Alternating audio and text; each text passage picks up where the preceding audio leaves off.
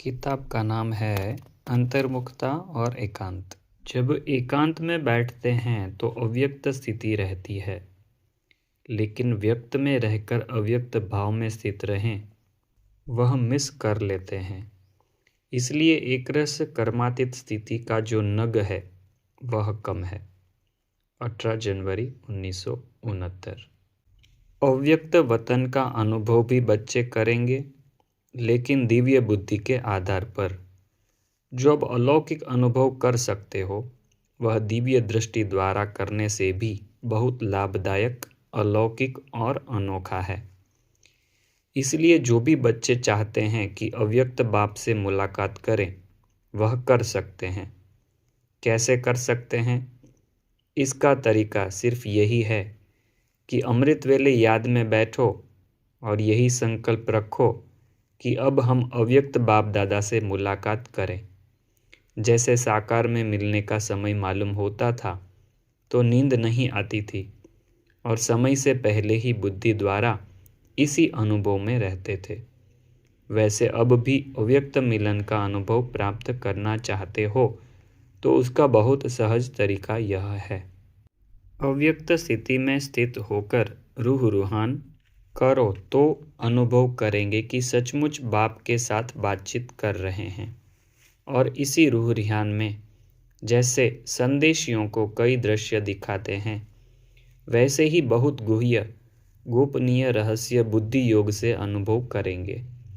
लेकिन एक बात यह अनुभव करने के लिए आवश्यक है, वह कौन सी मालूम है? अमृत वेले भी अव्यक्त स्थिति में वही स्थित हो सकेंगे जो सारा दिन अव्यक्त स्थिति में और अंतर्मुख स्थिति में स्थित होंगे। वही अमृत वेले यह अनुभव कर सकेंगे।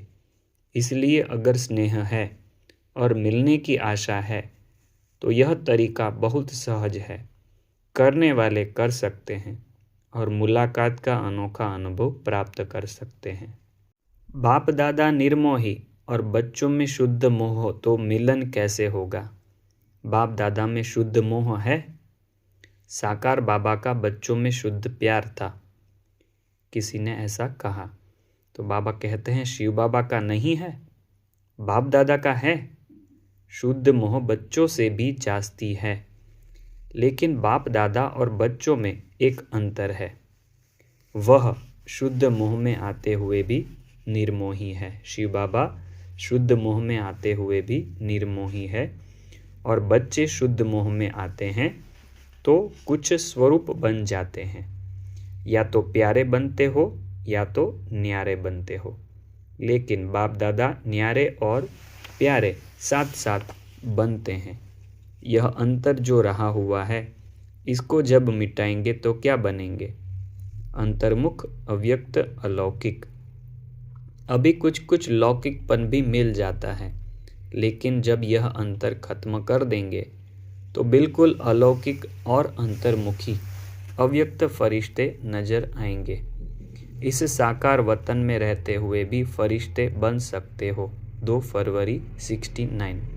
जितना बच्चों का स्नेह है उतना उससे बहुत अधिक बाप दादा का भी है। जितना जो स्नेही है उतना उसको स्नेह का रिस्पॉन्ड मिलता रहता है। अव्यक्त रूप से स्नेह को लेना है। अव्यक्त स्नेह का पाठ कहाँ तक पढ़ा है? वर्तमान समय का पाठ यही है, अव्यक्त रूप से स्नेह को लेना और स्नेह से सर्विस का सबूत देना है। यह अव्यक्ति स्नेह का पाठ कहाँ तक पक्का किया है? अब क्या रिजल्ट समझते हो? आधे तक पहुँचे हो? मेजॉरिटी की रिजल्ट पूछते हैं। कोई ने कहा 25%, कोई ने कहा 75%।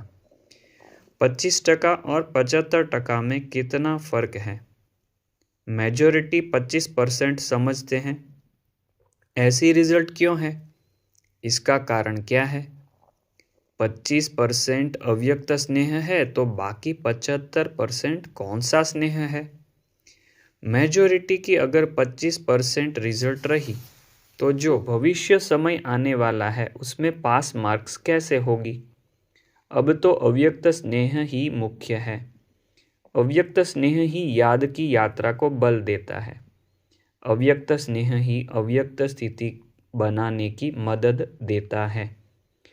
25% यह रिजल्ट क्यों? कारण सोचा है? समय अनुसार अब तक यह रिजल्ट नहीं होनी चाहिए। समय के प्रमाण तो 75% होनी चाहिए। फिर ऐसी रिजल्ट बनाने के लिए क्या करेंगे? उसका तरीका क्या है? किसी ने कहा अंतर्मुखता। बाबा कहते हैं यह तो सदैव कहते हो अंतर्मुख होना है, लेकिन ना होने का कारण क्या है? 17 अप्रैल 1969 की मूली में यह प्रश्न उत्तर आए हुए हैं। इस ग्रुप की मुख्य खूबी यह देखी कि एकता है, लेकिन एकता के साथ साथ अब दूसरा शब्द भी ऐड करना। एकता के साथ एकांत प्रिय बनना है। जैसे एकता में नंबर 1 है, वैसे एकांत में भी नंबर 1 आना है। यह धारणा कर लो तो यह ग्रुप बहुतों से आगे जा सकता है। एकता के साथ एकांतवासी कैसे बने, यह भी अपने में भरना है। एकांत प्रिय वह होगा जिनका अनेक तरफ से बुद्धि योग टूटा हुआ होगा और एक का ही प्रिय होगा। एक प्रिय होने कारण एक ही की याद में रह सकता है।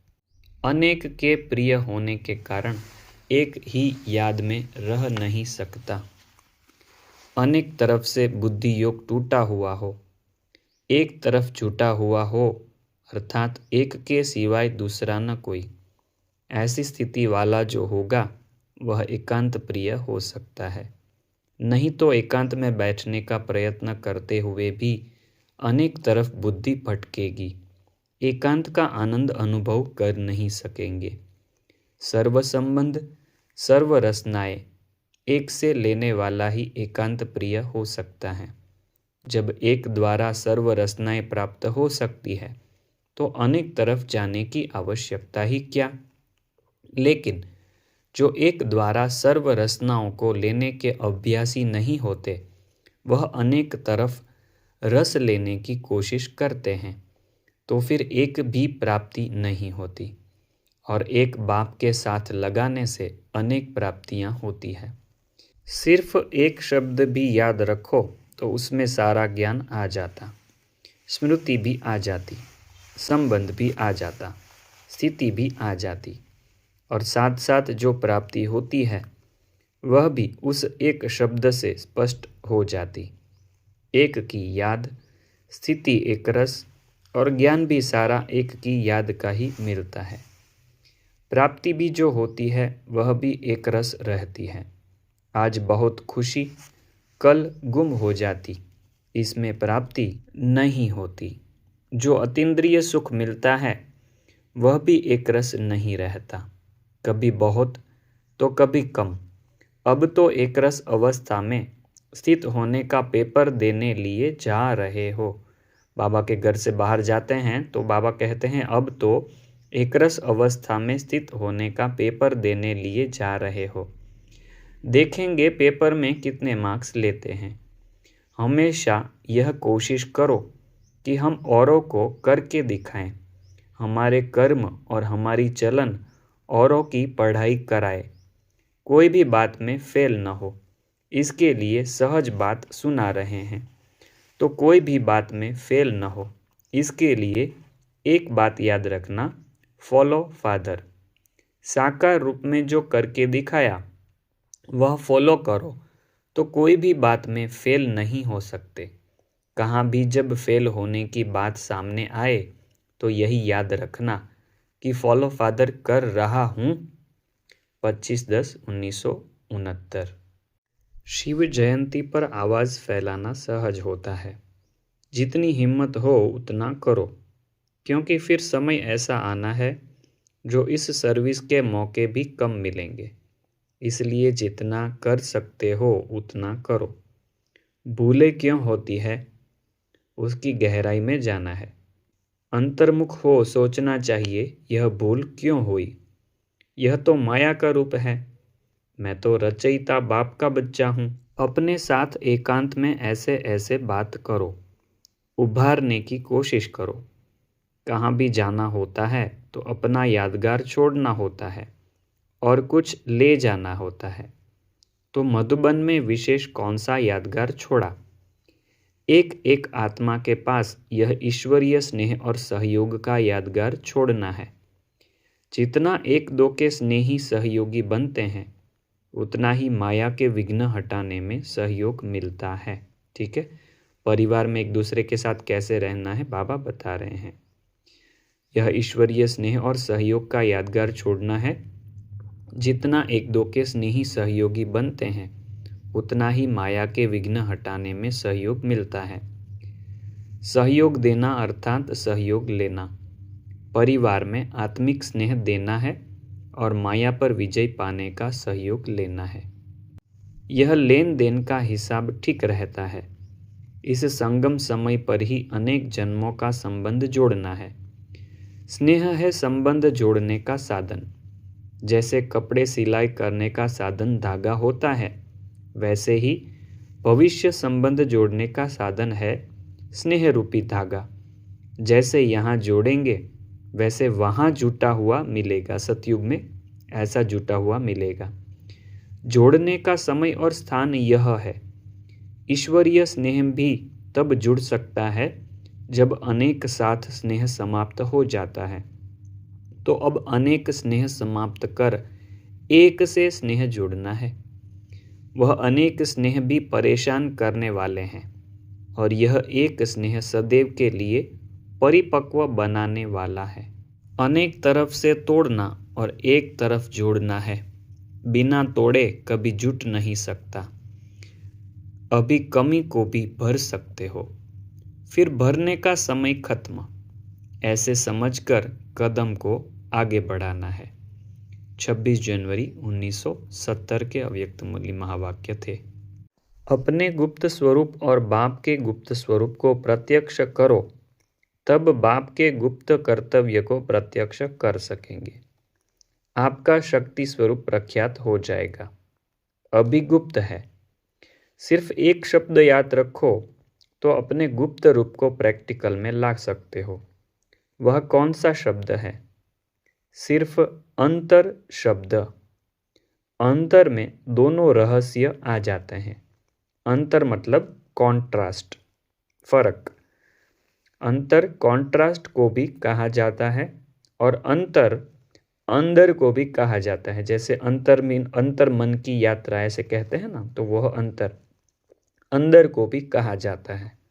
जैसे कहते हैं अंतर्मुख व अंतर्यामी, तो अंतर शब्द से दो अर्थ सिद्ध हो जाते हैं। अंतर शब्द याद आने से एक तो हर एक बात का कॉन्ट्रास्ट करेंगे कि यह श्रेष्ठ है व नहीं, इसका मतलब है अंतर करना। दूसरा, अंतर की स्थिति में रहने से व अंतर स्वरूप में स्थित होने से आपका गुप्त स्वरूप प्रत्यक्ष हो जाएगा। एक शब्द को याद रखने से जीवन को बदल सकते हो। अभी जैसे समय की रफ्तार चल रही है, उसी प्रमाण अभी यह पांव पृथ्वी पर नहीं रहने चाहिए। कौन सा पांव? जिससे याद की यात्रा करते हो। कहावत है ना कि फरिश्तों के पांव पृथ्वी पर नहीं होते। तो अभी यह बुद्धि पृथ्वी अर्थात प्रकृति के आकर्षण से परे हो जाएगी। फिर कोई भी चीज़ नीचे नहीं ला सकती है। फिर प्रकृति को अधीन करने वाले हो जाएंगे। 1/11/1970। दिल के राज को जानने से सर्व के दिलों के विजयी बन सकते हो। दिल के राज को जानने के लिए अंतर्मुखता चाहिए। जितना राज को जानेंगे उतना सर्व को राजी कर सकेंगे। जितना राजी करेंगे उतना राज को जानेंगे, तब विजयी बन सकेंगे। 21 जनवरी 1971। जैसे ताकत की चीज़ एनर्जी को बढ़ाती है और एनर्जी सदा काल का साथी बन जाती है, इसी रीति से जो ऑथोरिटी और ओरिजिनलिटी के बोल हैं वह सदा काल के लिए शक्ति रूप बना देता है, और जो रमणीक रूप व मिक्स रूप करते हैं तो वह सिर्फ अल्प काल के लिए रुचि में लाते हैं। सेवा के समय हम यह करते हैं, ज्ञान सुनाने के समय हम यह करते हैं, कि मिक्स कर देते हैं, रमणीक रूप बना देते हैं ज्ञान को, तो वह अल्पकाल के लिए रुचि में लाता है। बाबा कहते हैं आत्माओं को रुचि में लाना है या शक्ति बननी है, बाबा का बहुत बड़ा प्रश्न है आप सबको। रमणीक करके मिक्स रूप करके जो ज्ञान सुनाते हैं उनके लिए बाबा का प्रश्न है कि आत्माओं को रुचि में लाना है या शक्ति भरनी है, क्या करना है। शक्ति उन्हों को सदा काल के लिए आकर्षित करती रहेगी, और रुचि अभी है, फिर दूसरी कोई बात सुनी तो उस तरफ रुचि होने के कारण वहां ही खत्म हो जाएगी। तो ऐसा अभी रमता योगी बनो, ऐसे अनुभव होने चाहिए जैसे कोई बड़े बड़े महात्माएं होते हैं, बहुत समय गुफाओं में रहने के बाद सृष्टि पर आते हैं सेवा के लिए। ऐसे जब स्टेज पर आते हो तो यह अनुभव होना चाहिए कि यह आत्माएं बहुत समय के अंतर्मुखता रूहानियत की गुफा से निकलकर सेवा के लिए आई है। तपस्वी रूप दिखाई दे, बेहद के वैराग्य की रेखाएं सूरज से दिखाई दे।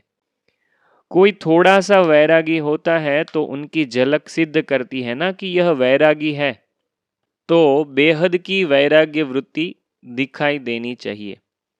स्टेज पर जब सर्विस पर आते हो तो आपकी सूरत ऐसे अनुभव होनी चाहिए जैसे प्रोजेक्टर की मशीन होती है, उसमें स्लाइड्स चेंज होती जाती है, कितना अटेंशन से देखते हैं वह सीन स्पष्ट दिखाई देती है। वैसे जब सर्विस की स्टेज पर आते हो, एक एक की सूरत प्रोजेक्टर शो की मशीन माफिक दिखाई दे। रहम दिल का गुण सूरत से दिखाई देना चाहिए। बेहद के वैरागी हो तो बेहद वैराग्य की रेखाएं सूरत से दिखाई देनी चाहिए। ऑलमाइटी अथॉरिटी द्वारा निमित्त बने हुए हो तो अथॉरिटी का रूप दिखाई देना चाहिए।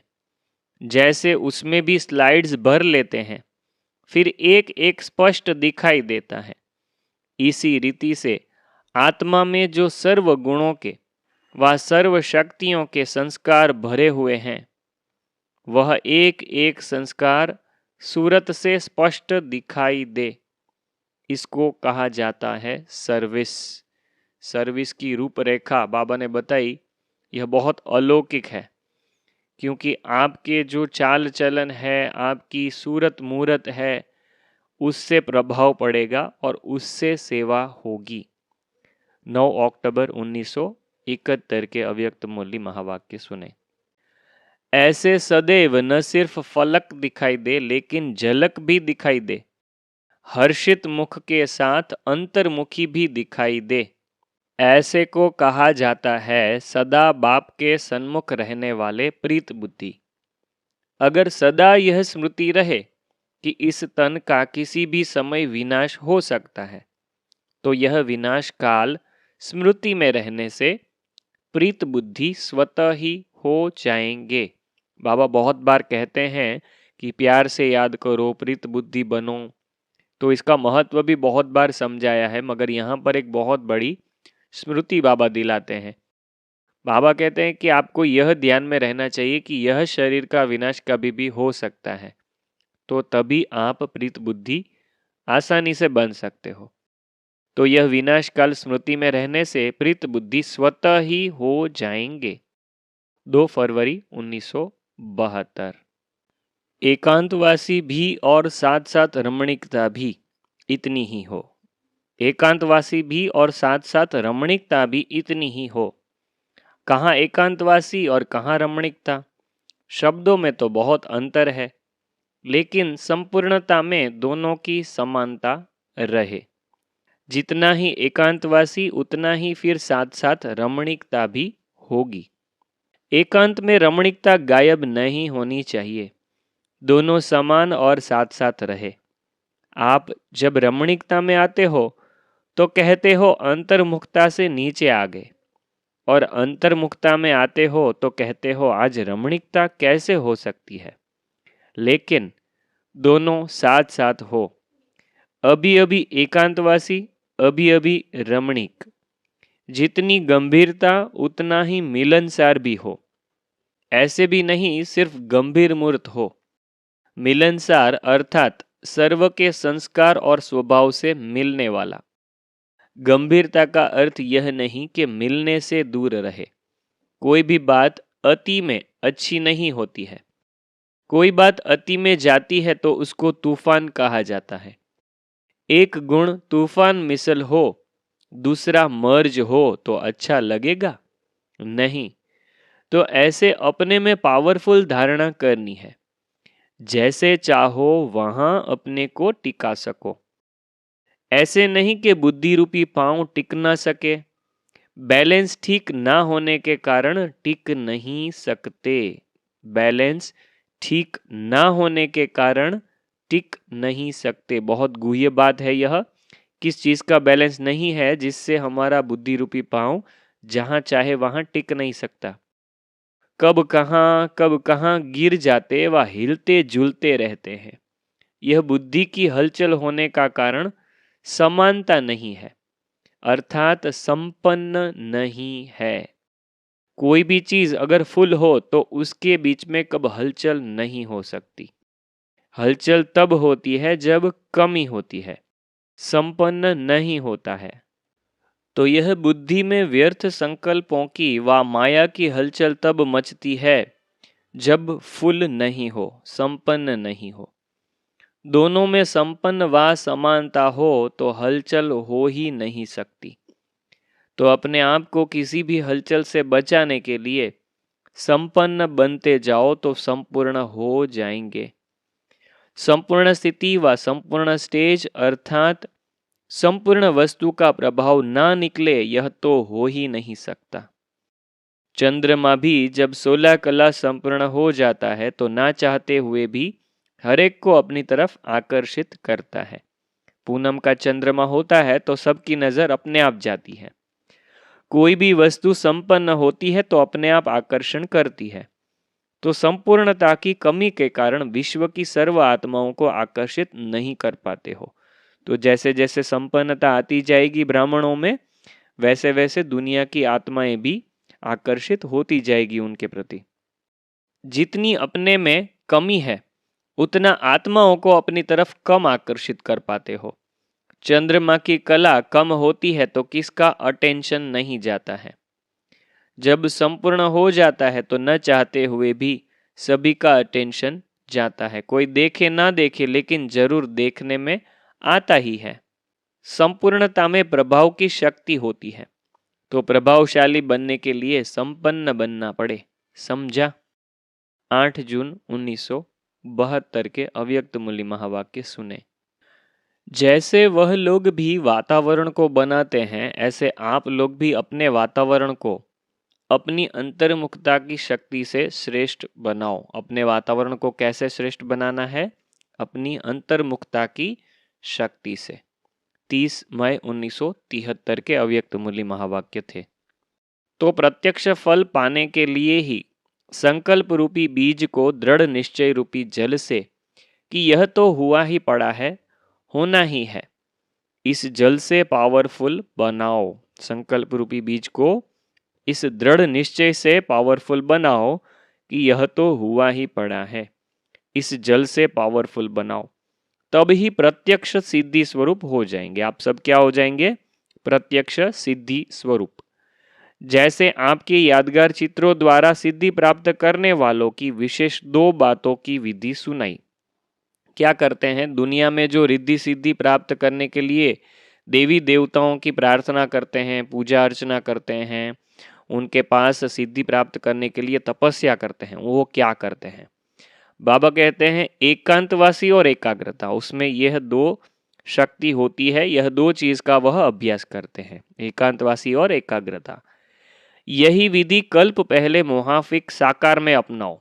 देखो, हमको भी बाबा यही डायरेक्शन देते हैं कि हमको भी अगर आगे सिद्धि स्वरूप बनना है, बाबा जो भी कहते हैं वह सब हमें करना है, तो एकांतवासी और एकाग्रता होनी चाहिए।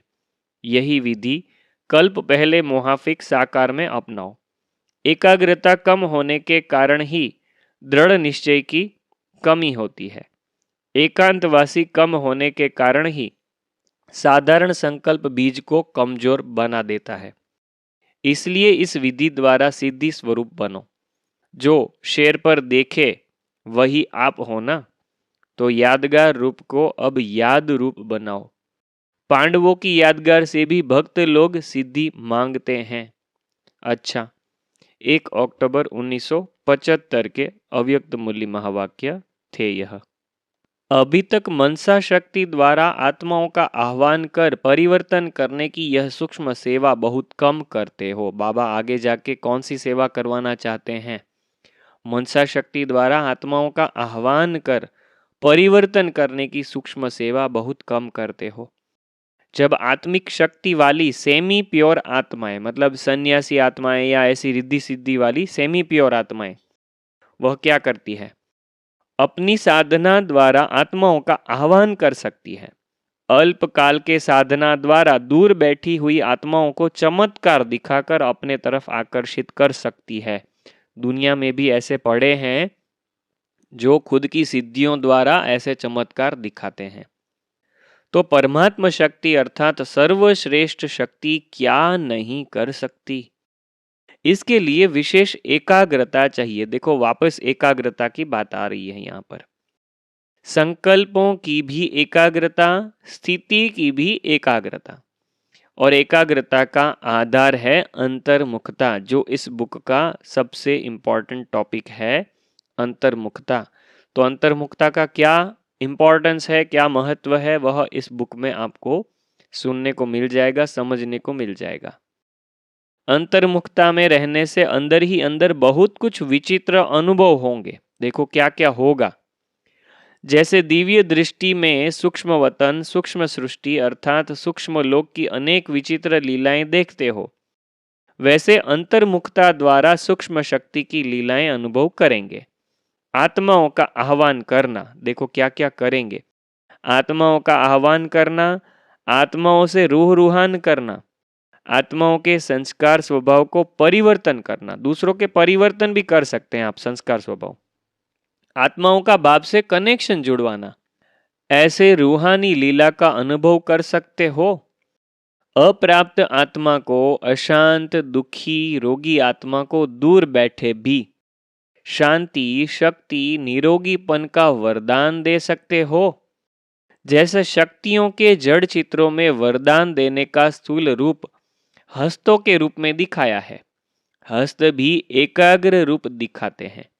वरदान का पोज, स्थिति, हस्त, दृष्टि और संकल्प एकाग्र ही दिखाते हैं। ऐसे चैतन्य रूप में एकाग्र चित्त की शक्ति को बढ़ाओ तो रूहों की दुनिया में रूहानी सेवा होगी। ठीक है, रूहों की सेवा करनी है तो ऐसी स्थिति बनानी पड़ेगी। रूहानी दुनिया मूल वतन नहीं, लेकिन रूह को आह्वान करके रूहानी सेवा करे। तो इसका मतलब है इस दुनिया में भी एक ऐसी दुनिया है जो सिर्फ रूहों की दुनिया है, जहां पर आप रूहों की सेवा कर सकते हो। तो बाबा कहते हैं रूहों की दुनिया में रूहानी सेवा होगी। रूहानी दुनिया मूल वतन नहीं, लेकिन रूह को आह्वान करके रूहानी सेवा करे। यह रूहानी लीला का अनुभव करो। यह रूहानी सेवा फास्ट स्पीड में कर सकते हो। तो वाचा और कर्मणा की सेवा में जो तेरी मेरी का टकराव होता है, नाम मान शान का टकराव होता है, स्वभाव संस्कारों का टकराव होता है, समय व संपत्ति का अभाव होता है, इसी प्रकार के जो भी विघ्न पड़ते हैं, यह सर्व विघ्न समाप्त हो जाएंगे। रूहानी सेवा का एक संस्कार बन जाएगा। इसी संस्कार में भी तत्पर रहेंगे। इस वर्ष यह पावरफुल सर्विस भी आरंभ करो। तो हम रिकॉर्ड कर रहे हैं 2025 में। आप जो भी साल में इसको सुने, आपको इस सेवा में भाग लेना है। आपको बाबा का इशारा इस वीडियो के द्वारा मिल रहा है कि ऐसी ऐसी सेवा के निमित्त आपको बनना है। तो बाबा कहते हैं इस वर्ष यह पावरफुल सर्विस भी आरंभ करो। जो भी आत्माएं वाणी द्वारा व प्रैक्टिकल लाइफ के प्रभाव द्वारा संपर्क में आई है, वह संपर्क में आने की उम्मीदवार है, उन आत्माओं को रूहानी शक्ति का अनुभव कराओ। मेहनत का अनुभव, महानता का अनुभव कराया है। अब मेहनत तथा महानता के साथ रूहानियत का भी अनुभव कराओ। तीनों बातों का अनुभव हो। इस शिवरात्रि पर ऐसी स्थूल और सूक्ष्म स्टेज बनाओ जिससे आने वाली आत्माओं को अपने स्वरूप, रूह और रूहानियत का अनुभव हो, वाणी द्वारा वाणी से परे जाने का अनुभव हो। ऐसे संपर्क में आने वाली आत्माओं का विशेष प्रोग्राम रखो। लक्ष्य रखो कि अनुभव कराना है, न कि सिर्फ भाषण करना है। चाहे छोटे छोटे संगठन बनाओ, लेकिन रूहानियत और रूहानी बाप के संबंध और अनुभव में समीप लाओ। कुछ नवीनता करो। स्थान और स्थिति दोनों से दूर से ही रूहानियत की आकर्षण हो, स्थान से भी हो और आपकी स्थिति से भी हो। जनरल संदेश देने की बात अलग है, वह करना है भले करो, लेकिन यह जरूर करो। कैसे सेवा करनी है वो बाबा समझा रहे हैं कि ग्रुप बनाकर उनको बुलाओ, उनको अनुभूति करवाओ, बाप के साथ संबंध की अनुभूति करवाओ, अनुभव करके जाएं, ऐसी कुछ सेवा करो। इसके लिए निमित्त बनी हुई आत्माओं को, अर्थात सर्विसेबल आत्माओं को विशेष उस दिन एकाग्रता का, अंतर्मुखता का व्रत रखना पड़े। देखो, जो बोलने वाले हैं या सेवा करने वाले हैं उनको भी क्या करना है उस दिन, वो भी बाबा डायरेक्शन दे रहे हैं। इस व्रत से वृत्तियों को परिवर्तन करेंगे। इस व्रत लेने से दूसरों की वृत्तियां परिवर्तन कर सकेंगे। जैसे भक्त लोग स्थूल भोजन का व्रत रखते हैं, तो सर्विसेबल ज्ञानी तु आत्माओं को व्यर्थ संकल्प, व्यर्थ बोल, व्यर्थ कर्म की हलचल से परे एकाग्रता अर्थात रूहानियत में रहने का व्रत लेना पड़े। तब आत्माओं को ज्ञान सूर्य का चमत्कार दिखा सकेंगे। कोई अलौकिक प्लान बनाओ, जैसे भक्ति में अगरबत्ती की खुशबू दूर से आकर्षण करेगी। समझा? अब क्या करना है? संपर्क वालों को संबंध में लाओ। अनुभवों द्वारा उन विशेष आत्माओं को आवाज फैलाने के निमित्त बनाओ। अच्छा, जो जो विशेष आत्माओं की सेवा होती है उसमें ये सब चीजें जरूर रखनी है। अच्छा, 26 जनवरी 1977 के अव्यक्त मुरली महावाक्य सुने। सभी सदा साथ का अनुभव करते हो, क्योंकि मुख्य बात है बाप को अपना साथी बनाना। अगर सदा का साथी बनाएंगे तो माया स्वतः ही अपना साथ छोड़ देगी, क्योंकि जब देखेगी इन आत्माओं ने मुझे छोड़ और को साथी बना दिया तो किनारे हो जाएगी। सदा बाप के साथी बनो, सेकंड भी किनारा नहीं। जब साथी साथ निभाने के लिए तैयार है, फिर किनारा क्यों करते? फायदा भी है। फायदे वाली बात कभी छोड़ी जाती है क्या? साथी का साथ न होने के कारण अकेले करते, इसलिए मेहनत लगती।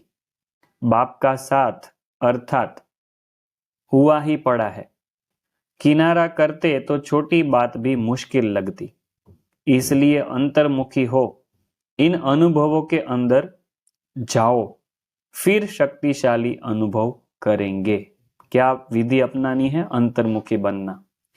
किनारा करते तो छोटी बात भी मुश्किल लगती है, बाप से किनारा करेंगे तो छोटी बात भी मुश्किल लगेगी। इसलिए अंतर्मुखी हो, इन अनुभवों के अंदर जाओ, फिर शक्तिशाली अनुभव करेंगे। 19 मई 1977 के अव्यक्त मुरली महावाक्य सुने। वर्तमान समय विशेष एक लहर दिखाई देती है। कोई भी बात सामने आती तो बाप द्वारा मिली हुई सामना करने की शक्ति का स्वयं प्रयोग नहीं करते, लेकिन बाप को सामने कर देते हैं कि आपको साथ ले जाना है, हमें शक्ति दो, मदद देना आपका काम है। आप न करेंगे तो कौन करेगा? थोड़ी सी आशीर्वाद कर दो, आप तो सागर हो, हमको थोड़ी सी अंजलि दे दो। स्वयं की सामना करने की हिम्मत छोड़ देते हैं और हिम्मतहीन बनने के कारण मदद से भी वंचित रह जाते हैं। ब्राह्मण जीवन का विशेष आधार है हिम्मत। जैसे श्वास नहीं तो जीवन नहीं, वैसे हिम्मत नहीं तो ब्राह्मण नहीं। बाप का भी वायदा है, हिम्मत बच्चे, मदद बाप।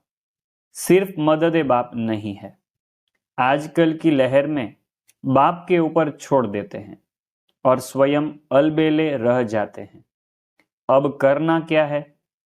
विशेष कमजोरी यह है जो हर शक्ति को व हर ज्ञान की युक्ति को सुनते हुए व मिलते हुए स्वयं के प्रति यूज नहीं करते, अर्थात अभ्यास में नहीं लाते, सिर्फ वर्णन करने तक लाते।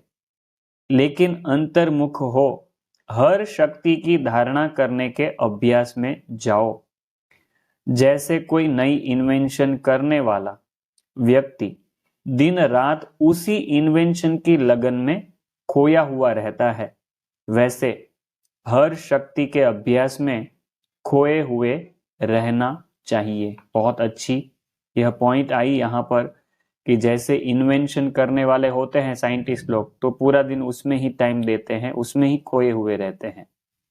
तो बाबा कहते हैं हर शक्ति के अभ्यास में खोए हुए रहना चाहिए। जैसे सहन शक्ति व सामना करने की शक्ति किसको कहा जाता है, क्या क्या चीजें सोचनी है, वह भी बाबा सुनाते हैं। ऐसे ऐसे अभ्यास कर सकते हैं, चिंतन कर सकते हैं, अनुभव कर सकते हैं। सहन शक्ति व सामना करने की शक्ति किसको कहा जाता है? सहन शक्ति से प्राप्ति क्या होती है? सहन शक्ति को किस समय यूज किया जाता है? सहन शक्ति न होने के कारण किस प्रकार के विघ्नों के वशीभूत हो जाते हैं? अगर कोई माया का रूप क्रोध के रूप में सामना करने आए तो किस रीति से विजयी बन सकते हो? कौन कौन सी परिस्थितियों के रूप में माया सहन शक्ति के पेपर ले सकती है? वन इन एडवांस विस्तार से बुद्धि द्वारा सामने लाओ। रियल पेपर हॉल में जाने के पहले स्वयं का मास्टर बन स्वयं का पेपर लो तो रियल इम्तिहान में कभी फेल नहीं होंगे। ऐसे एक एक शक्ति के विस्तार और अभ्यास में जाओ। अभ्यास कम करते हैं। व्यास सब बन गए हो। व्यास ने क्या किया? भक्ति मार्ग की सब स्टोरीज लिखी, सब शास्त्र लिखे। तो बाबा क्या कहते हैं? व्यास सब बन गए हो, ज्ञान सुनाने में बहुत अच्छे हैं हम, लेकिन अभ्यास नहीं करते हो। इसी प्रकार स्वयं को बिजी रखना नहीं आता, इसलिए माया आपको बिजी कर देती है। अगर सदा अभ्यास में बिजी रहो तो व्यर्थ संकल्पों की कंप्लेंट भी समाप्त हो जाए। साथ साथ आपके अभ्यास में रहने का प्रभाव आपके चेहरे से दिखाई दे। क्या दिखाई देगा? अंतर्मुखी सदा हर्षित मुखी दिखाई देंगे, क्योंकि माया का सामना करना समाप्त हो जाएगा। जैसे अनुभवों को बढ़ाते चलने से बार बार एक ही शिकायत करने से छूट जाएंगे। जैसे सर्व शक्तियों के अभ्यास के लिए सुनाया, वैसे ही स्वयं को योगी तू आत्मा कहलाते हो, लेकिन योग की परिभाषा जो औरों को सुनाते हो उसका स्वयं को अभ्यास है। 18 जून 1977। वर्तमान समय का पुरुषार्थ क्या है? सुनना सुनाना चलता रहता। अभी अनुभवी बनना है। अनुभवी का प्रभाव ज्यादा होता। वही बात अनुभवी सुनावे और वही बात सुनी हुई सुनावे तो अंतर पड़ेगा ना। लोग भी अभी अनुभव करना चाहते हैं। योग शिविर में विशेष अनुभव क्यों करते? क्योंकि अनुभवी बनने का साधन है, सुनाने के साथ अनुभव कराया जाता है, इससे रिजल्ट अच्छी निकलती है। तो यहाँ पर राजयोग शिविर भी कैसे कराना है उसके बारे में भी थोड़ा बाबा समझाते हैं कि उनको साथ साथ में कुछ न कुछ अनुभव कराते जाओ, समझाते जाओ, अनुभव कराते जाओ। जब आत्माएं अनुभव चाहती है तो आप भी अनुभवी बनकर अनुभव कराओ।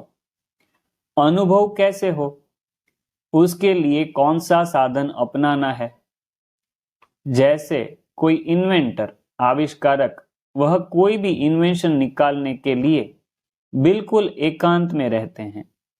तो यहाँ की एकाग्रता अर्थात एक के अंत में खोना है। ठीक है, बाबा क्या एकाग्रता चाहते हैं, कौन सा एकांत चाहते हैं? बाबा कहते हैं यहाँ की एकांत अर्थात एक के अंत में खोना है। तो बाहर की आकर्षण से एकांत चाहिए।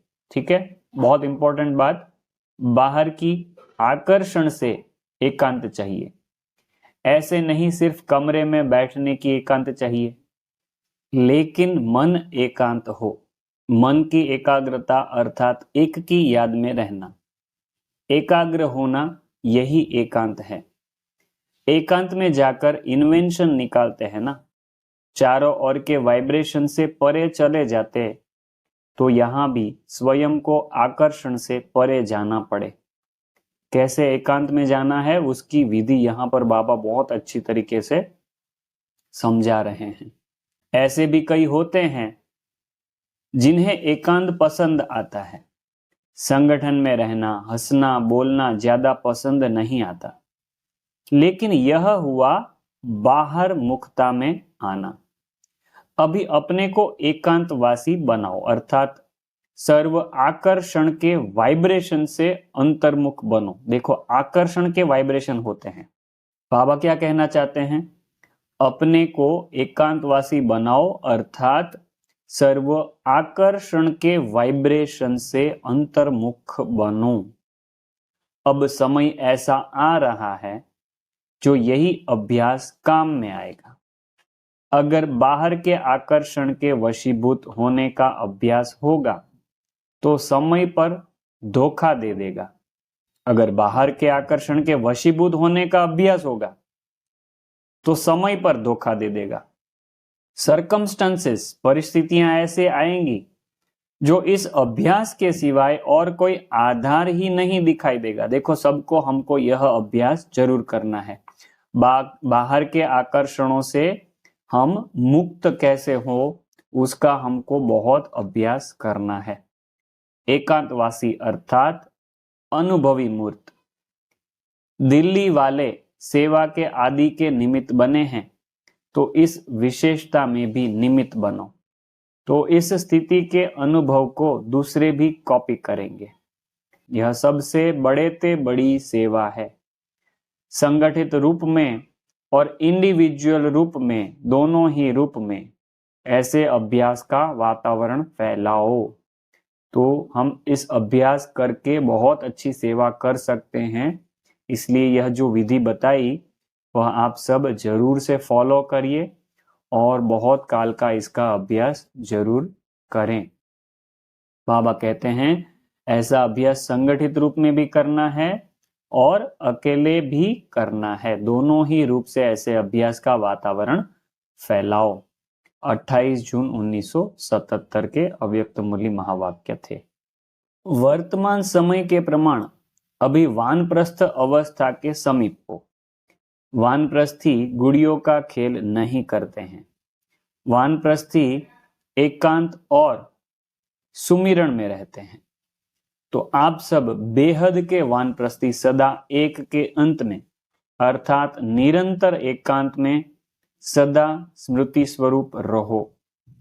यह है बेहद के वानप्रस्थी की स्थिति।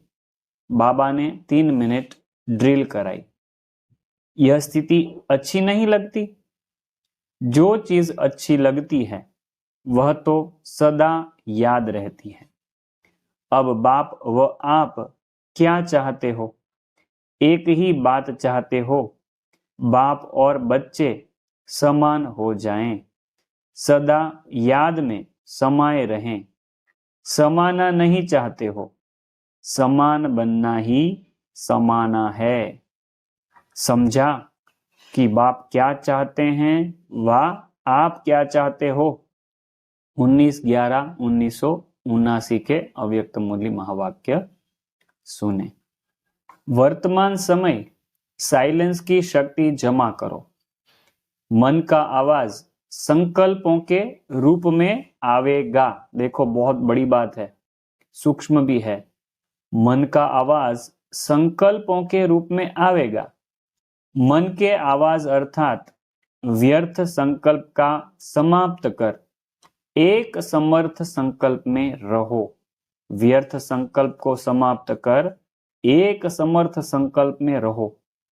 संकल्पों के विस्तार को समेटकर सार रूप में लाओ, तब साइलेंस की शक्ति स्वतः ही बढ़ती जाएगी। देखो, योग की शक्ति मतलब साइलेंस की शक्ति योग की शक्ति ही है। तो यह साइलेंस की शक्ति योग की शक्ति कैसे बढ़ानी है उसका यहाँ पर बहुत अच्छा बताया विस्तार। संकल्पों के विस्तार को समेटकर सार रूप में लाओ, अनेक व्यर्थ संकल्प को समाप्त कर एक समर्थ संकल्प में रहो। संकल्पों के विस्तार को समेटकर सार रूप में लाओ, तब साइलेंस की शक्ति स्वतः ही बढ़ती जाएगी। व्यर्थ है बाह्य मुक्ता और समर्थ है अंतर्मुक्ता। ऐसे ही मुख के आवाज के भी व्यर्थ को समेटकर समर्थ अर्थात सार में लाओ, तब साइलेंस की शक्ति जमा कर सकेंगे। साइलेंस की शक्ति के विचित्र प्रमाण देखेंगे।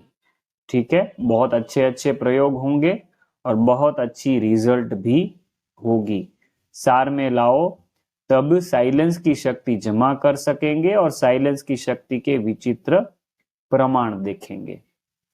ऐसे दूर की आत्माएं आपके सामने आकर कहेगी कि आपने मुझे सही रास्ता दिखाया, आपने मुझे ठिकाने का इशारा दिया, आपने मुझे बुलाया और मैं पहुंच गया। आपके दिव्य स्वरूप उनके मस्तक रूपी टीवी में स्पष्ट दिखाई देंगे और अनुभव करेंगे कि यह तो सन्मुख मिलन था। इतना स्पष्ट अनुभव करेंगे। यह बहुत ही सूक्ष्म बातें हैं, बहुत ही गहरी बातें। आगे जाके यह सब होने वाला है, इसलिए ऐसी हम स्थिति बनाएं जो इस बुक में हम आपको सुनने को मिल रही है। यह स्थिति बनाएंगे तो ऐसे विचित्र अनुभव भी आगे जाके जरूर करेंगे। 3 दिसंबर 1979 के अव्यक्त मूल्य महावाक्य सुने। तीव्र पुरुषार्थ की सहज विधि जिससे सहज सिद्धि प्राप्त हो जाए अर्थात सदा सिद्धि स्वरूप हो जाए। संकल्प, बोल व कर्म सिद्ध हो जाए जिससे विश्व के आगे प्रसिद्ध होंगे। वह सहज विधि कौन सी है? एक शब्द की विधि है। जिस एक शब्द को अपनाने से सिद्धि स्वरूप हो जाएंगे, जिससे संकल्प, बोल और कर्म तीनों का संबंध है। वह एक शब्द है एकाग्रता। संकल्प में सिद्धि न होने का कारण भी एकाग्रता की कमी है। एकाग्रता कम होने के कारण हलचल होती है। जहां एकाग्रता होती है वहां स्वतः ही एकरस स्थिति होगी। जहां एकाग्रता होगी वहां संकल्प, बोल और कर्म का व्यर्थपन समाप्त हो जाता है और समर्थपन आ जाता है। समर्थ होने के कारण सब में सिद्धि हो जाती है। एकाग्रता अर्थात एक ही श्रेष्ठ संकल्प में सदा स्थित रहना। जिस एक बीज रूपी संकल्प में सारा वृक्ष रूपी विस्तार समाया हुआ है। एकाग्रता को बढ़ाओ तो सर्व प्रकार की हलचल समाप्त हो जाएगी। एकाग्रता अपनी तरफ आकर्षित भी करती है। जैसे कोई भी वस्तु स्वयं हलचल वाली होगी तो औरों को भी हलचल में लाएगी। जैसे यहाँ की लाइट हलचल में आ जाती है। बीच बीच में बिजली बंद हो जाती थी, कभी बुझती कभी जलती है, तो सबके संकल्प में हलचल आ जाती है। बाबा कितना अच्छा उदाहरण देके समझाते हैं। जैसे लाइट चली जा रही थी तो बाबा कहते हैं जैसे हलचल वाली वस्तु है तो वो दूसरों के संकल्पों को भी हलचल में लाती है। यह क्या हुआ? एकाग्र वस्तु औरों को भी एकाग्रता का अनुभव कराएगी। एकाग्रता के आधार पर ही जो वस्तु जैसी है वैसी स्पष्ट देखने में आएगी। ऐसी एकाग्र स्थिति में स्थित होने वाला स्वयं को भी सदा जो है जैसा है वह स्पष्ट अनुभव करते हैं और इस कारण कैसे हो क्या हो यह हलचल समाप्त हो जाती है। जैसे कोई स्पष्ट वस्तु दिखाई देती है तो कभी क्वेश्चन नहीं उठेगा कि यह क्या है। क्वेश्चन समाप्त हो स्पष्ट अनुभव होगा कि यह ये है। ऐसे स्वस्वरूप व बाप का स्वरूप एकाग्रता के आधार पर सदा स्पष्ट होगा। कैसे आत्मिक रूप में टिकूं? आत्मा का स्वरूप ऐसा है या वैसा है? यह हलचल अर्थात क्वेश्चन खत्म हो जाते हैं। जब क्वेश्चन खत्म होंगे, हलचल समाप्त होगी, तो हर संकल्प भी स्पष्ट हो जाता है। हर संकल्प बोल और कर्म का आदि मध्य और अंत तीनों ही काल ऐसे स्पष्ट होते हैं जैसे वर्तमान काल स्पष्ट होता है। संकल्प रूपी बीज शक्तिशाली है तो फलदायक है। एकाग्रता से सर्व शक्तियां सिद्धि स्वरूप में प्राप्त हो जाती है। क्योंकि स्वरूप स्पष्ट होता है तो स्वरूप की शक्तियां भी ऐसे ही स्पष्ट अनुभव होती है। समझा? एकाग्रता की महिमा। वैसे भी आजकल की दुनिया में हलचल से तंग आ गए हैं। चाहे राजनीति की हलचल, चाहे वस्तुओं के मूल्यों की हलचल, करेंसी की हलचल, कर्म भोग की हलचल, धर्म की हलचल, ऐसे सर्व प्रकार की हलचल में तंग आ गए हैं। जितने साइंस के साधन पहले सुख के साधन अनुभव होते थे, आज वह साधन भी हलचल अनुभव कराने वाले हो गए हैं। यहाँ भी ब्राह्मण आत्माएं संकल्प में व संपर्क में हलचल से ही थकती है। इसलिए सहज विधि है, एकाग्रता को अपनाओ। इसके लिए सदा एकांतवासी बनो। एकांतवासी से एकाग्र सहज ही हो जाएंगे। दादी जी से, समय समीप आ रहा है व आप समय के समीप आ रही हो। स्वयं को ला रहे हैं व समय स्वयं को खींच रहा है। ड्रामा आपको चला रहा है या आप ड्रामा को चला रहे हो। मास्टर आप हो या ड्रामा? रचता ड्रामा है या आप हो? अभी कई बार वाणी में निकलता है कि जो ड्रामा में होगा वही होगा, लेकिन आगे चलते हुए ड्रामा में क्या होना है वह इतना स्पष्ट टच होगा जो फिर ऐसा नहीं कहेंगे कि जो होना होगा वह होगा। अथॉरिटी से कहेंगे कि यही ड्रामा में होना है और वही होगा। जैसे भविष्य प्रारब्ध स्पष्ट है, वैसे ड्रामा में क्या होना है वह भी स्पष्ट होगा। कोई कितना भी कहे कि यह नूंद है नहीं, बनते हैं व नहीं बनते क्या पता, तो मानेंगे नहीं। जैसे इस बात में नॉलेजफुल के आधार पर मास्टर हो गए, बस होना ही है। जो कल होना है वह 1 सेकेंड के बाद होना है, वह भी इतना ऑथोरिटी से, नॉलेजफुल के पावर से, स्पष्टता की पावर से ऐसे बोलेंगे कि यह होना ही है। जो होगा वह देख लेंगे, ऐसा नहीं। देखा हुआ है और वही होगा। इतनी ऑथोरिटी वाले बनते जाएंगे। यह भी एक ऑथोरिटी है ना, बनना ही है।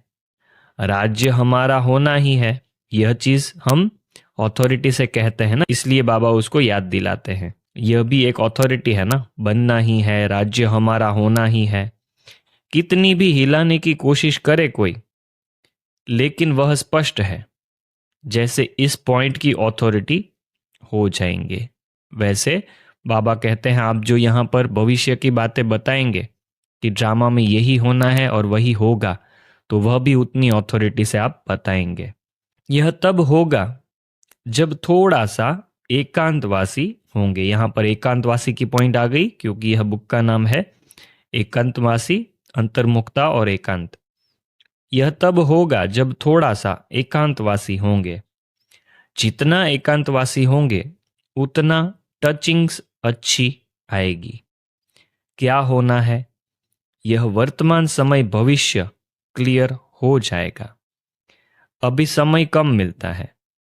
पर्दे के अंदर ड्रामा की यह सीन है, यह भी अनुभूति होगी।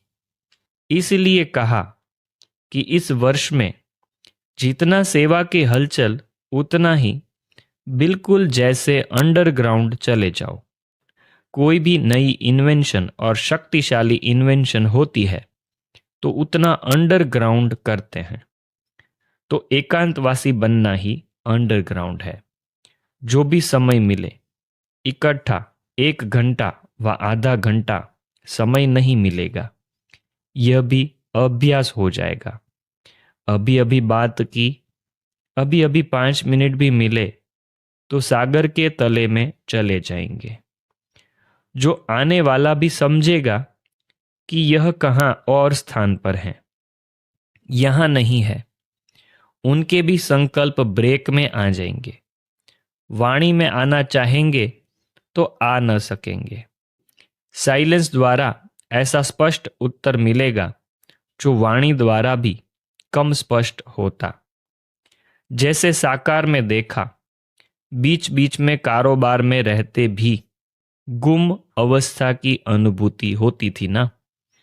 सुनते सुनाते, डायरेक्शन देते अंडरग्राउंड हो जाते थे। तो अभी इस अभ्यास की लहर चाहिए। कौन सा अभ्यास? अंतर्मुखता का। चलते चलते देखें कि यह जैसे कि गायब है, इस दुनिया में है नहीं। यह फरिश्ता इस देह की दुनिया और देह के भान से परे हो गए।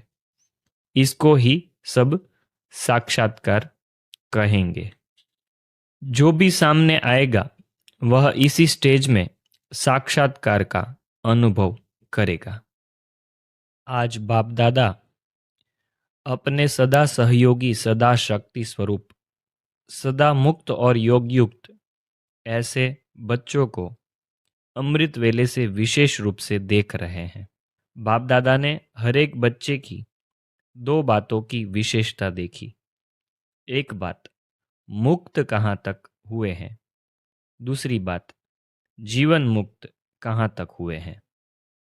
जीवन मुक्त अर्थात योग युक्त। बाप दादा के पास भी बच्चों के मन के संकल्प की हर सेकंड की रेखाएं स्पष्ट दिखाई देती है। बाप दादा के पास भी बच्चों के मन के संकल्प की हर सेकंड की रेखाएं स्पष्ट दिखाई देती है। रेखाओं को देख बाप दादा ने मुस्कुराते हुए विशेष एक बात का चित्र देखा, जिस चित्र में 2 प्रकार के लक्षण देखे। एक, सदा अंतर्मुखी, जिस कारण स्वयं भी सदा सुख के सागर में समाये हुए और अन्य आत्माओं को भी सदा सुख के संकल्प और वाइब्रेशन द्वारा, वृत्ति और बोल द्वारा, संबंध और संपर्क द्वारा सुख की अनुभूति कराते हैं। दूसरे है बाह्यमुखी, जो सदा बाह्य मुक्तता के कारण बाह्य अर्थात व्यक्त भाव, व्यक्ति के भाव स्वभाव और व्यक्त भाव के वाइब्रेशन, संकल्प, बोल और संबंध संपर्क द्वारा एक दो को व्यर्थ की तरफ उकसाने वाले, सदा अल्पकाल के मुख के लड्डू खाने और औरों को भी यही खिलाने वाले, सदा किसी न किसी प्रकार के चिंतन में रहने वाले, आंतरिक सुख, शांति और शक्ति से सदा दूर रहने वाले, कभी कभी थोड़ी सी झलक अनुभव करने वाले, ऐसे बाह्यमुखी भी देखे। तो कैसे अंतर्मुखी और बाह्यमुखी होते हैं, वो भी क्या करते हैं, बाप दादा ने स्पष्ट सुनाया। ब्रह्मा बाप को अब किस बात का इंतजार है? किसी ने कहा उद्घाटन का। इसी उद्घाटन के लिए क्या तैयारी कर रहे हो? किसी से भी उद्घाटन कराते हो तो कौन सी तैयारी करते हो? क्या चीजें रखते हो?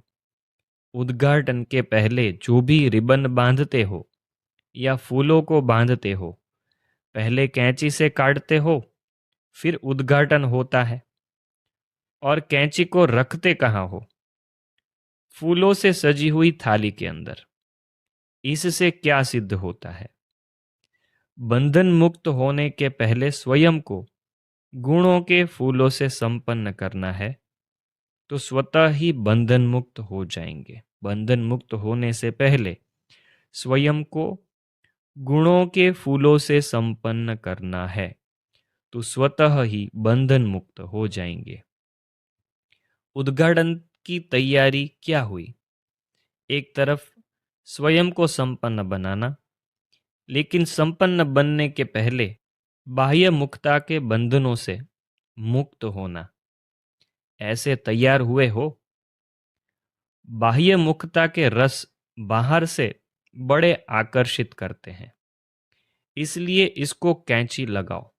बाह्य मुक्ता के रस अपने को आकर्षित कर लेते हैं, इसलिए इसको कैंची लगाओ। यह रस ही सूक्ष्म बंधन बन सफलता की मंजिल से दूर कर देते हैं। यह सब सूक्ष्म बंधन है। प्रशंसा हो जाती, लेकिन प्रत्यक्षता और सफलता नहीं हो सकती।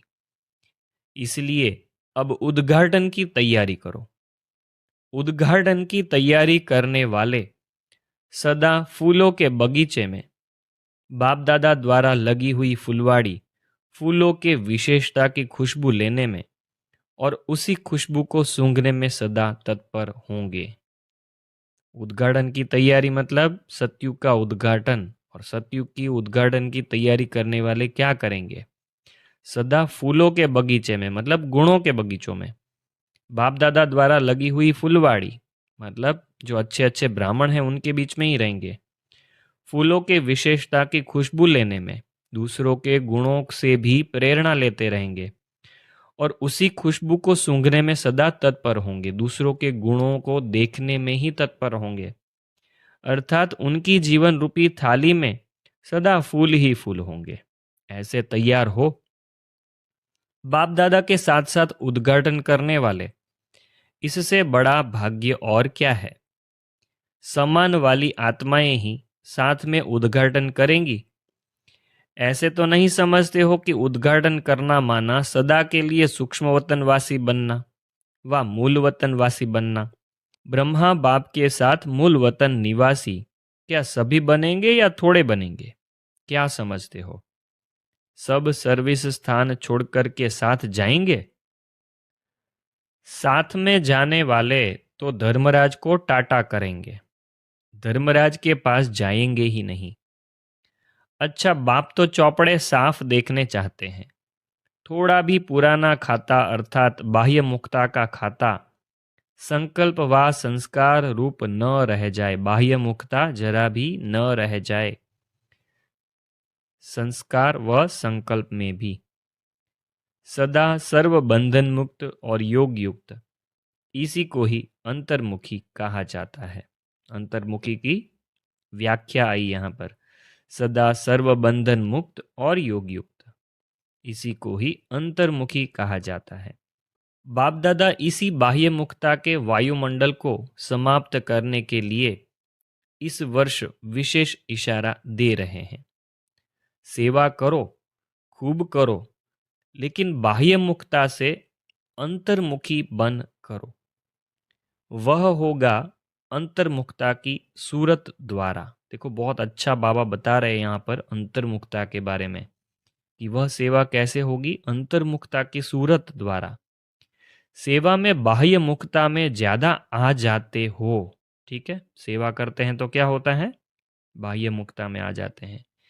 इसलिए सेवा अच्छी है, सेवा बहुत करता है, सिर्फ यह नाम बाला होता है। बाप इन्हों का बड़ा अच्छा है, बाप ऊंचे ते ऊंचा है, यह प्रत्यक्षता की सफलता कम होती है। बाबा कहते हैं सेवा अच्छी करते हैं, ये लोग का ज्ञान अच्छा है, ऐसी ऐसी बातें बाबा बार बार सुनाते रहते हैं कि ये सब प्रत्यक्ष हो रहा है। मगर बाबा कहते हैं ऐसा कोई नहीं बोल रहा है कि बाप इन्हों का बड़ा अच्छा है, बाप ऊंचे ते ऊंचा है, यह प्रत्यक्षता की सफलता कम होती है। इसलिए सुनाया बाह्य मुक्ता की रिजल्ट प्रशंसा करेंगे, लेकिन प्रसन्न चित्त नहीं बनेंगे। आके प्रसन्न चित्त बनकर नहीं जाएंगे। बाबा यह कंप्लेन भी करते हैं यहाँ पर, बाप के बन जाएं, यह है प्रसन्न चित्त बनना। तो जब तक बाप के नहीं बने तब तक प्रसन्न चित्त नहीं बन सकते। 9 अक्टूबर 1981 के अव्यक्त मूल्य महावाक्य सुने। ब्रह्मा बाप की विशेषता सूरत में क्या देखी? गंभीरता के चिन्ह भी और मुस्कुराहट भी। गंभीरता अर्थात अंतर्मुखता और साथ साथ रमणीकता। अंतर्मुखी की निशानी सदा सागर के तले में खोए हुए गंभीर मूर्त। अंतर्मुखी की निशानी क्या होगी? सदा सागर के तले में खोए हुए गंभीर मूर्त, मनन चिंतन करने वाला चेहरा और फिर रमणीक अर्थात मुस्कुराता हुआ चेहरा। तो दोनों ही लक्षण सूरत में देखे ना। ऐसे आपकी सूरत भी ब्रह्मा बाप के कॉपी स्वरूप हो। सूरत और सीरत से ब्रह्मा बाप दिखाई दे। 24 अक्टूबर 1981। सभी संगम युगी आत्माओं का लक्ष्य भी यही है कि अभी स्वीट साइलेंस होम में जाना है। इसी अनादि लक्षण शांत स्वरूप रहना और सर्व को शांति देना, इसी शक्ति की विश्व में आवश्यकता है। सर्व समस्याओं का हल इसी साइलेंस की शक्ति से होता है। क्यों? साइलेंस अर्थात शांत स्वरूप आत्मा एकांतवासी होने के कारण सदा एकाग्र रहती है और एकाग्रता के कारण विशेष दो शक्तियां सदा प्राप्त होती है। एक परखने की शक्ति, दूसरी निर्णय करने की शक्ति। यही विशेष दो शक्तियां व्यवहार व परमार्थ दोनों की सर्व समस्याओं का सहज साधन है। परखने की शक्ति, निर्णय करने की शक्ति आएगी कैसे? साइलेंस में रहने से। बाबा कहते हैं साइलेंस अर्थात शांत स्वरूप आत्मा एकांतवासी होने के कारण सदा एकाग्र रहती है और एकाग्रता के कारण यह विशेष शक्तियां आती है।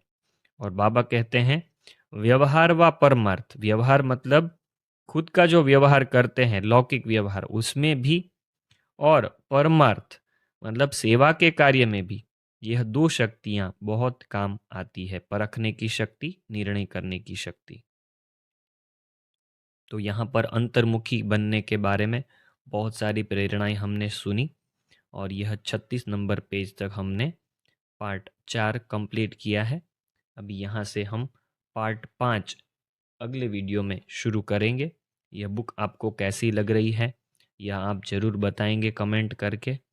या तो ओम शांति लिखेंगे, या तो अच्छा है, या तो कंटिन्यू कीजिए, या कुछ भी आप अपनी प्रेरणाएं दे सकते हैं। और आप इस बुक को ज़रूर दूसरों को शेयर करें, क्योंकि हमारी पुरुषार्थ की आगे की मंजिल के लिए यह बुक बहुत ज़रूरी होने वाली है। क्योंकि इसमें जो अवस्थाओं का वर्णन किया गया है वह अवस्था बाबा कहते हैं कि बहुत कम हुई है अभी तक। तो अभी समय कम है, इसलिए यह बुक आप सबको बहुत फ़ायदेमंद हो सकती है, ऐसी हम आशा रखते हैं। तो आप यह बुक को ज़रूर दूसरों से शेयर करिएगा। और जब भी मधुबन जाएं तो इस बुक को ज़रूर आपके साथ लेके आइएगा।